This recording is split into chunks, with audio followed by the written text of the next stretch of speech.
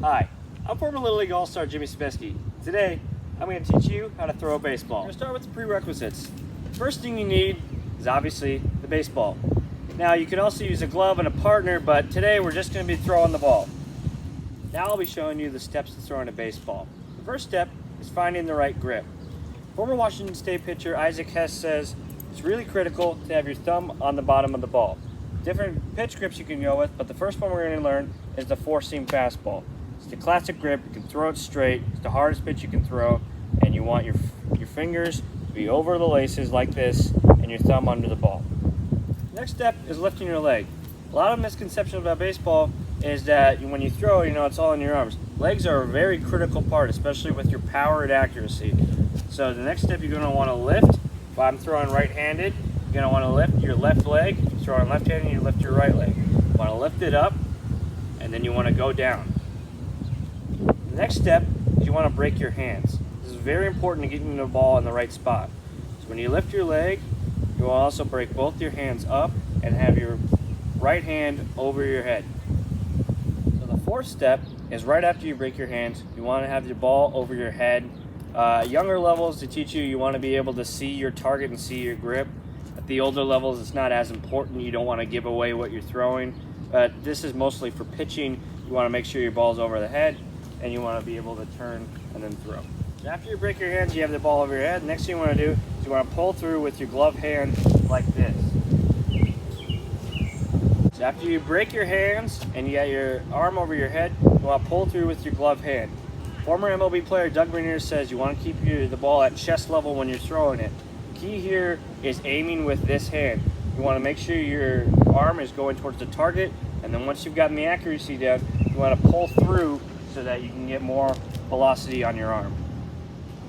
The next part is when you throw the ball. So unfortunately, I have no target, so I'm not going to be releasing the ball, but I'll step you through the motions.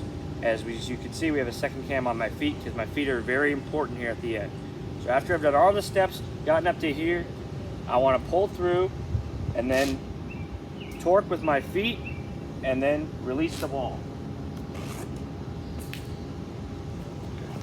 Now we're going to be talking about pitch grips. I was a pitcher in high school. I've thrown a no-hitter, so I like to think I'm pretty decent.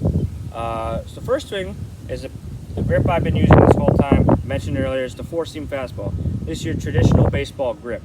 Key here, you want your fingers on these laces right here, on the horseshoe on the side of it, and your thumb underneath. This is the pitch you're going to be throwing with most control. And in the MLB, these guys can throw this pitch over 100 miles an hour. The next pitch is my personal favorite, my best pitch, the two-seam fastball. So the two-seam fastball, you can either throw it on the elongated horseshoe right here or on the short end. I like to throw it here. The idea for this pitch is it's supposed to come off and go more inside to a right-handed hitter. It's supposed to miss the barrel of the bat. It moves like a fastball. It's a little slower, and it should drop a little bit. It was my best pitch in high school.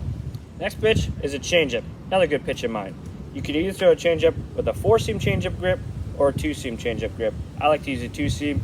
The changeup, you just throw a fastball, but instead of throwing it with your index and middle finger, you switch over and you use your ring finger and middle finger. You're supposed to throw it hard like you would throw a fastball, but since this finger, your index is going to be stronger than your ring finger, it's going to come off more weakly, and it's going to make the ball go slower, and the hitter's probably not going to be on time with it. The next pitch is the curveball. Curveball, you want to grip the horseshoe at your middle finger on this side, and then put your index finger right next to it. The key on this one is when you want to throw your motion, normally I would throw and just finish down here. With the curveball, you want to get it to spin, so you want to throw it and then at the very last second, switch it and then come straight over the top. You want the ball to spin like this so it goes straight down really slowly. The key to this, though, you have to throw it the right way or else you can get your shoulder hurt. Our final pitch is the slider. It's the same as the curveball, other than you want to grip it on the bottom of the horseshoe here with your middle finger and your index finger. Key to this, it's not going to be as exaggerated as the curveball. It's going to be a bit more subtle. So when you come through, you want to release it very late and then kind of get it to go like this so you can get some more side spin. It's supposed to send from down, right to left, and your idea is you just want to get it to swing and miss. I like to start it on the edge of the plate and get it to go outside the zone. Now I know how to throw a baseball. We know how to throw a baseball regularly or as a pitcher. And according to Dick's Sporting Goods, the idea of the game is just to have fun. So all you want to do is go out there, have fun, take care of your arm, and hopefully you can teach someone how to throw a baseball someday. So after you break your hands, the fifth step is to pull your glove hand through.